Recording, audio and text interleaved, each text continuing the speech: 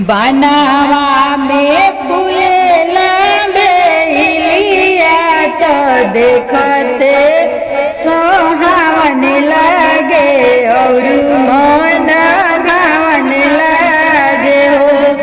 बनावा में फूलेला बेलिया तो देखते सोहावन लगे और मन भावन लगे हो।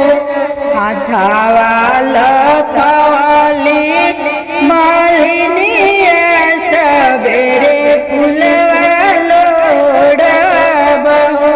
हाथावा लखवाली मलिनिया सबेरे फूलवा लोड़ब हो।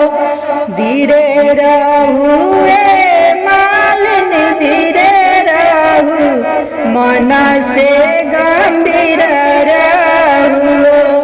जब फूलवा हुए कचनार तबे फूलवा लोरिलिया हो। जब फूलवा हुए कचनार तबे फूलवा लोरिलिया हो।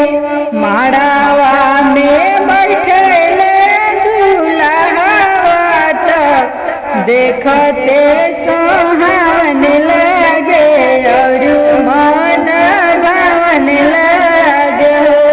हाथावा लखवाले सुंदर राय बदनी हमारनु।